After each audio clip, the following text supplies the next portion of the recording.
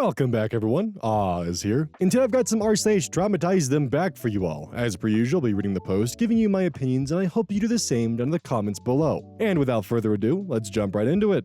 Sale historical. My kind deed backfired in the funniest way. So I, 27 female, am rather tall. I often help people in grocery stores that need things on high shelves.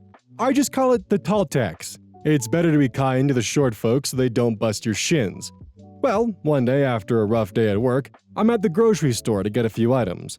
I used a basket because I don't need much. I had just gotten some ice cream and was heading to the cashier when I came across a mother and teenage daughter. The mother was shorter than shoulder height on me, and the daughter was in a full-time wheelchair, no leg mobility. The daughter is pointing to a pint of ice cream she wanted on the top shelf of the freezer, with only a few left pushed all the way to the back. I stop as I'm walking by and kindly say, "Do you need some help? I have a bit more reach." The mother and daughter gladly accept my help, the mother saying she was thinking she'd have to get an employee to help. I put my basket down and easily reach up to get the pint, then pull the last few pints forward for the next person. They thank me, and I return to my basket and go to pick it up. When I hear the daughter, "Thanks, we all know I wouldn't have been able to get that," and pats her wheelchair with a huge grin on her face. It takes me out. Instead of stooping down to pick up my basket, I'm almost on my knees laughing, and she's laughing too. And her mother stutters out, "You can't just say that to a stranger," to her daughter. But the two of us are just dying with laughter for a minute or two until we part ways. I can only imagine how hard that comeback would have hit someone who was rude to them, instead of cordial like I was. I know this isn't very traumatizing in the traditional sense, but it taught me to never underestimate the power of a person in a wheelchair to still land quite a blow. I thought a nice wholesome one that has a bit of a funny quip to it and just a different flavor of traumatizing would be a fun one to have in this. So for those of you who aren't aware of the main channel or just don't know in general, I'm 6'3", 6'4" on a good day. And what that means is when I stand up straight and have proper posture, I'm 6'4". But 99.9% of the time, I'm 6'3". So I'm on the taller side of things, basically, is what I'm trying to say. Now, one thing that isn't talked about that's part of the tall tax is it's almost impossible to find clothing that properly fits me, because almost nothing is made as a large tall. So I either have to get an extra large, which means it'll be extremely baggy around my sides, or get a large, which means if I barely lift my arms up, suddenly I'm wearing a crop top. But ever since I was 18, out of spite, I started weaponizing the tall tax because I was dealing with a lot of guys in my grade that would say they were 6'2" or 6'3", and I was just visibly taller than them. And I have no reason to lie about my height or kind of add a few inches here or there. So it would always just kind of be like "The fuck you talking about, you're 6'3"? Brother, I can see the top of your head." So I started, and I've been doing this for about 7 years now, whenever guys are talking about their height, I say I'm 5'11", with enough deadpan confidence that it makes everyone around me question their own height with sincere fear. And I love it. It is a highlight of mine, because seeing the doubt creep over everyone's faces in that moment, it just, the bliss it gives me. I can't even explain it. But it's one of the few things that I get, because I can't fit in most sports cars. I don't have a lot of clothes that fit me. I deal with the fact that doorways occasionally will bonk me on the head, and I'm going to be cursed with weak bones and bad knees. So at least give me that. Woodworkly dad. Obviously not you. My son, 17, has always had anxiety that affected his self-esteem. We moved before his 3rd grade year, and it was very difficult for him. While in 4th grade, he was at his locker and was murmuring to himself about how no one wanted to be around, and no one liked him, when 2 girls near him overheard and proceeded to say loudly, "That's right, no one likes you, and no one ever will." Paraphrased, of course. Other kids turned and started snickering, but he looked at the 2 girls in the face and said, "Oh, I'm sorry, did you think I was talking to you? I only talk to pretty girls, so it obviously wasn't you." He then finished getting his books and walked away, leaving them to have to deal with the laughter and ridicule of the others in the hallway. Of course, I got a phone call and a request to come down to meet with the principal. After telling me that what he said was inappropriate and considered bullying, they would not be disciplining him at all because, off the record, these girls pick on people all the time, and the insults zeroed out. Once the meeting was officially over, the principal leans in and tells me that as a parent, he was very proud of my son's ability to give it back to students that definitely deserved it. While I don't know if this is still the case, but when I was in middle school, it was pretty common for teachers and principals to just overlook it when one student might say something cruel to another, but then the other would clap back with something equally as cruel, zeroing out as it was said in the post. I actually found this out in probably one of the saddest ways possible because one of the kids I was friends with, key emphasis on was, pretty much spent every morning crying and complaining to anyone that would listen that he was being relentlessly bullied and no one was doing anything to help him or stop the bullying, and the teachers and principals wouldn't step up or stand up for him.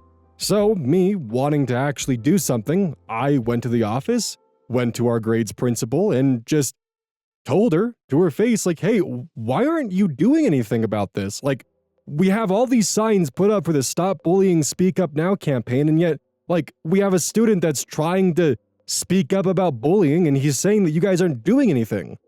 And the principal looked me dead in the eyes and said, oh, yeah, he's starting it, and the other kids are finishing it.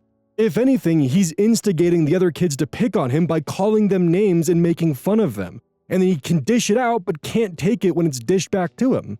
And then it got even worse when I, actually confronted him about this and said, hey, I asked the teacher about this, and she said that you're starting it. Maybe if you're having a hard time and kids are picking on you, maybe don't name call them, and maybe things will calm down for you. And he got mad at me for going to the principal on his behalf. And, pretty much tanked our friendship because I, wanted to stand up for him, but found out he was fucking lying to me. Although, to be fair though, I do hope that, they are doing well, because I know that the household they were growing up in was not a safe and healthy one. And I can't really, in retrospect, blame a middle schooler for dealing with that kind of shit at home and not having a way to, escape that and just dealing with the constant pressure. Astro Canella. Exercise bro got the same surgery as me on the same day as me and asked me how I got injured. After getting surgery to repair a torn labrum in my hip, I was required to do 6 weeks of physical therapy. I noticed a guy with the same hip brace and bandages my first day, and we kept running into each other at our physical therapy appointments as we had apparently scheduled them similarly. We had been making semi-awkward eye contact and friendly half smiles for a week or two when one day he asked me about which surgery I got while we were in the waiting room. We confirmed it was the same one, and he shared that the cause of his tear was exercise related. He was basically using it as a chance to brag loudly about how much he could leg press in front of the young, cute office staff ladies. Then he asked me how I tore mine, with a tone akin to, "What could you possibly have done to tear yours?" I smiled and answered, "Childbirth."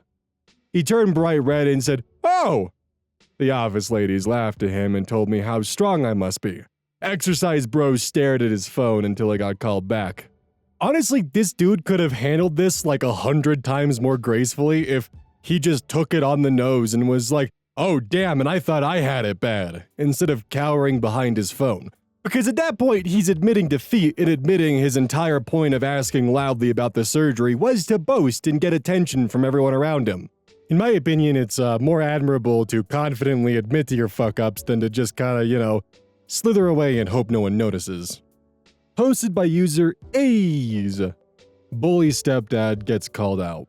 And now, everyone knows. Backstory. My parents split up when I was 8, and about a year and a half later, my mom married John, aka the big hairy monster.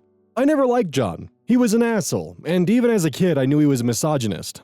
He had 2 sons who were mini assholes, and I had 1 younger brother. By the time I was 12, I had a pretty deep loathing of him and his temper. He was verbally abusive and acted like he was God. Luckily, for some reason, my brother and I were not afraid of him, and defying him and my mom became my favorite pastime. When I was 13, he admitted to being physically abusive to his kids and my mom while he was trying to scare us. Luckily, my mom ended the relationship about a year later and got a restraining order against him. Fast forward to a few years ago, probably 25 years after he was out of the picture. My brother and a group of his friends went to a local dive bar, and there's John, sitting at the bar.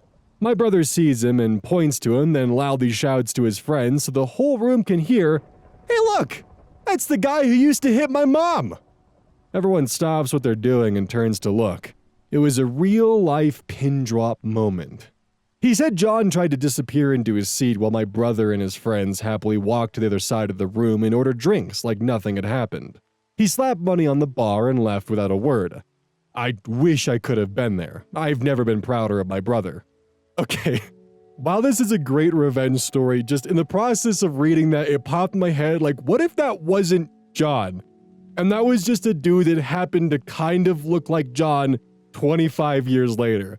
So this guy who's just enjoying his night, having a drink at the bar, has a bunch of like 20-year-olds walk in and point at him going, "Hey, that's the guy that used to beat my mom."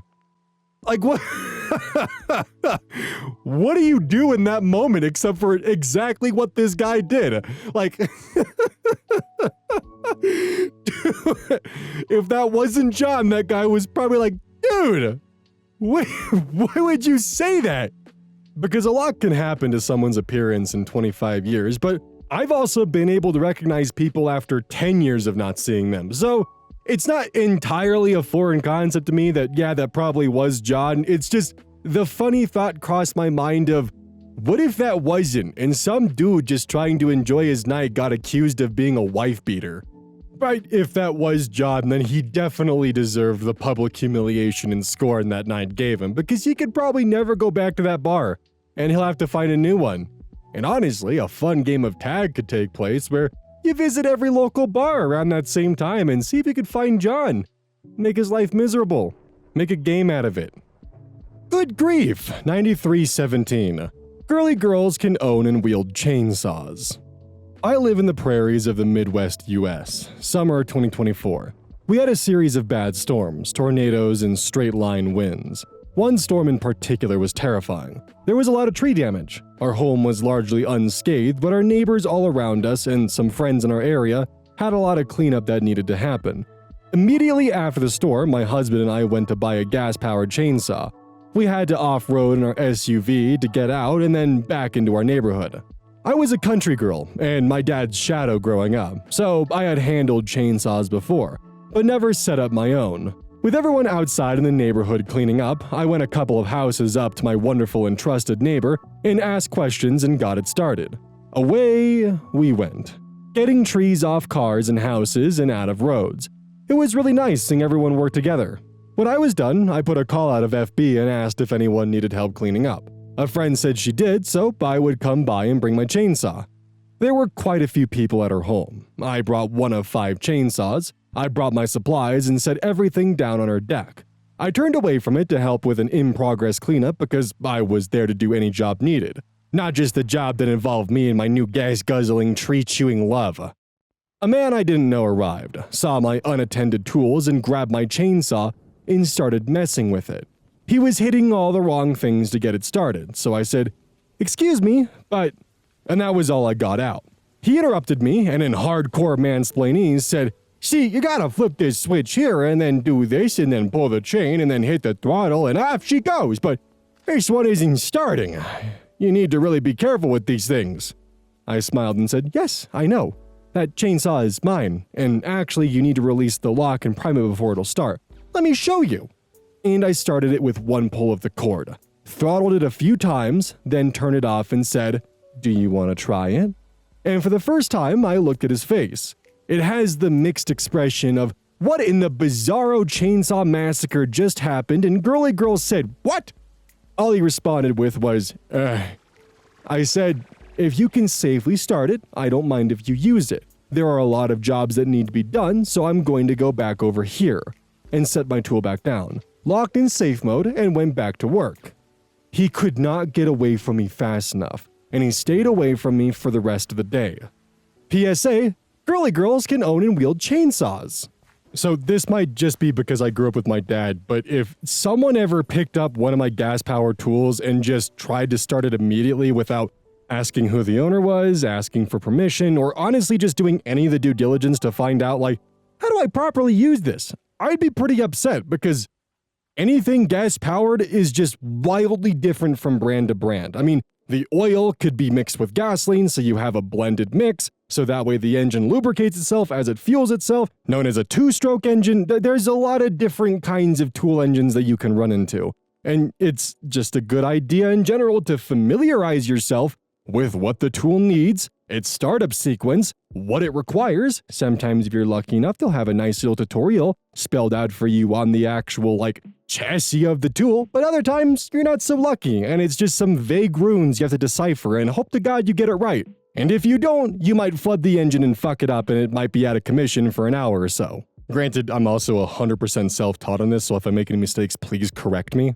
But because of how finicky gas-powered tools are, I'd definitely be giving someone a side-eye if they grabbed a tool that wasn't theirs and just immediately tried to start it up without asking anyone, at all. Plus, I personally find it disrespectful if someone that I don't really know that well just starts grabbing my tools without asking to use them. Yoke DN. Overbearing mother-in-law wants to guilt-trip my wife and mess with our home? Absolutely not. My wife's mother did something years ago that I haven't forgiven her for, and I'm never letting this grudge die. When my wife and I first met, her mother was used to being very involved in her life. She had a key to her apartment, which quickly became our apartment, and she was used to seeing her at least once a week. She was used to bossing my wife around like she was a small child, despite my wife being well into her late 20s. All of that classic overbearing codependency bullshit mother stuff was taken care of with a lot of therapy and hefty boundaries, which made life a lot easier for me, much to the dismay of my mother-in-law, who was no longer getting her way. I noticed she started to make some comments about our home, how she hopes nothing goes wrong because she won't be able to come in and help us without a key anymore. LOL. Or how if she was involved in choosing what colors to paint our apartment walls, it would match better. Little rude, passive-aggressive things like that. The last straw for me, where I decided I really just couldn't handle this passive-aggressive entitled shit, was when she came into our apartment when my wife and I were exhausted from a week of work and didn't really feel like entertaining. But her mom guilted her into hosting, and when my mother-in-law used our toilet and turned the orientation of the toilet paper. What kind of self-important asshole comes into someone else's home and changes their toilet paper orientation? The fuck? So anyway, this was almost 15 years ago, and every single time we're invited to their home, after that, which was way too fucking often, I change every single toilet paper orientation in their house, all 3 bathrooms. She's never brought it up with either of us, and she's never touched our toilet paper orientation ever again since that day, but I'll never stop. I hope she knows it's me, and that she's going to have to be fixing her toilet paper orientation for the rest of her days as long as she wants to be a menace in my wife and I's life. Sometimes the best way to get back at someone are the little ways. May not be an in-the-moment quip or some kind of clever comeback or way to drag them down to the depths of hell. Sometimes it's just the slow bearing of insanity and making them feel uncomfortable in their own home, making them question their own actions. Because if she's never brought it up, it's had to have crossed her mind a few times that, am I putting my own toilet paper the wrong way around? All 3 bathrooms are like this. Why do I keep messing up my own toilet paper? Have I always been doing this? And it probably drives her fucking crazy because how do you confront that to someone? Hey, when you show up, are you going to all 3 of my bathrooms and turning the toilet paper around? Because if not, you sound crazy, and they might just deny it so you might feel more crazy than you actually are, and it just slowly chips away at you. Because if toilet paper orientation means that much to you to the point where you actively change it around in someone else's home, chances are she notices it. So it's either she confronts OP and he denies it and she feels crazy out loud, or she remains being crazy on the inside with conspiracy theories about who's doing this to her.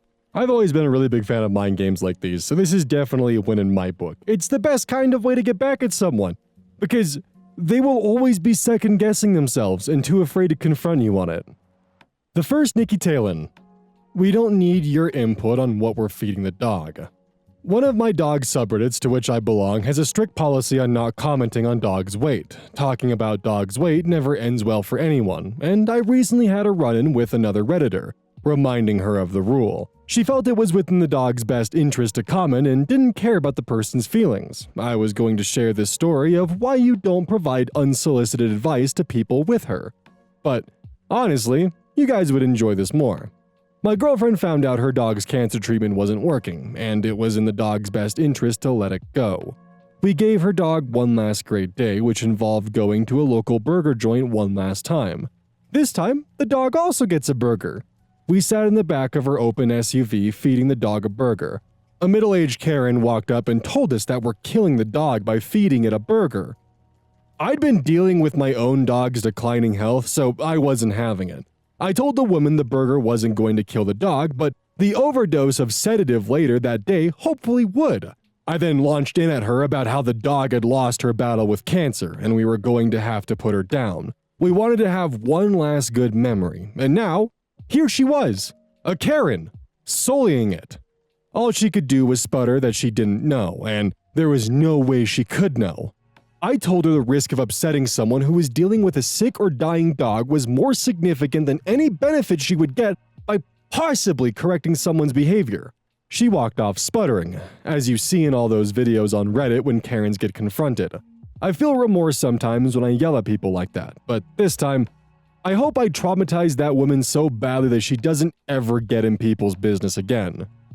Edit, thank you for all the catharsis, empathy, and for sharing your stories of the last days with your pets. My friend put her dog down over the summer, and I would end up putting my dog down over the holidays. This interaction with a Karen impacted my final day with my fur baby, even though it was a few months before. I shared your comments with my friend, and we both appreciate it.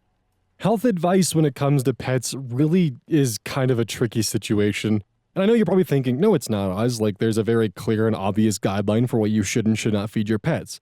It's not what I'm talking about. The people who actually want to help their animals live more healthy lives and eat healthier foods are going to seek the advice out. The people that are like, on a regular basis, just go into Taco Bell and getting their dog a chalupa, they're not going to take to your advice kindly and probably call you a slur. Now that might be a little bit dramatic, but my point still stands of the fact of like, the person who's going to be giving their dog just the worst and the worst of food, they're not really going to be too interested in finding the most healthy diet options for their dog. So trying to educate them isn't going to do anything beyond probably make them order a second chalupa. As much as that sucks, that is kind of just how it is. The people who want to help their pets are going to seek out the advice, while the people who don't really care are just going to keep doing their thing. Which, I do understand the pain of that, because as much as you want to help the dog who's probably going to have bad cholesterol or other health issues, down the line, you're not going to convince the owner otherwise. And God forbid it turns out that when you do try to give unsolicited advice, turns out you're dealing with someone in an OP situation. But again, that's my opinion, and I'm just going from my personal experiences in life, and I'd be curious to hear yours and what you think on it. So feel free to share your opinions, as long as you're being respectful. Menace Mama. Who says war injuries can't be funny? This happened 20 years ago. My 48 female, husband 48 male, I'll refer to him as Hubby, had just been released from several months of inpatient care after sustaining extensive injuries during his second tour in Iraq. I will not list them all, as only one is important to the story: the near total loss of his nose. It was 2005, and the US military was dealing with a massive amount of injured soldiers, sailors, and Marines, many of them surviving injuries that would have certainly been fatal during any other conflict, many of them burns. We were at the burn center at BAMC in San Antonio, and they were documenting certain injuries. We were asked if Hubby's nose amputation could be documented for a medical journal. We agreed. After answering all the questions the captain assigned to his case had, Hubby was asked to stand for some photos. The captain begins taking photos of the area of Hubby's face that used to sport a nose. He's quite up close and in Hubby's face. He somehow seemed more uncomfortable than either of us. I want you to know we value your privacy. Your name will not appear anywhere in the paper. No identifying features will be in the photos. We can even put a black bar across your eyes to help maintain your privacy, the captain tells Hubby as he's hovering 2 inches from his face with a huge SLR camera. Now, my husband is generally a quiet, reserved man, very respectful of rank and situational appropriateness. He's not generally quick with comebacks and public wit, and was also healing from a serious TBI at the time. So, let me tell you, I was just as stunned as the captain when this man immediately responded with, "Hey, no worries. Either way, it's no skin off my nose." I cackled like a demented goose. The captain struggled so hard not to laugh as his face turned 6 shades of red, and he quickly finished taking a few more pics. So, I have noticed a little bit of a trend with some of the Traumatize Them Back stories is those who have gone through something traumatic or a disability or something that's affected their life in a pretty adverse way, they seem to have weirdly high spirits about the humor they deliver on it. And I haven't really had a chance to fully look into this or delve into it or, really, I guess, research it, but I'm wondering if maybe you guys have any insights about it, because while I have recently had some pretty traumatic things happen to me, and it's definitely shaped a lot of my personality moving forward and changed a lot of me, for better or for worse, I haven't reached a point yet where I'm able to really joke about it. It's still a pretty touchy and sore subject for me. And I'm wondering if maybe with time that'll, adjust or change. But I mean, in this story, like, right after the husband's injury, he's already making quips and jokes about it. So I guess I can really only hope that one day I'll get there, even though it might take me a little bit longer to reach that point. Or, I don't know, maybe some people just never do reach the point where they're capable of joking about what had happened to them. Hey, welcome to the outro. Don't forget this whole thing is basically brought to you by GamerSupps. If you like caffeine, then I can't recommend GamerSupps enough. Use code Oz at checkout to support the channel. And I do actually use this product. It's replaced all other sources of caffeine for me because I feel good. It doesn't have any of that extra stuff that a pre-workout blend might have. It's with a couple of the extra things to make it so you don't crash as hard. It's good. I like it. Personally, if you really want a good flavor, try the Soda Pressing Pear or even the Dragon Fruit Punch. Those two are my personal favorites right now.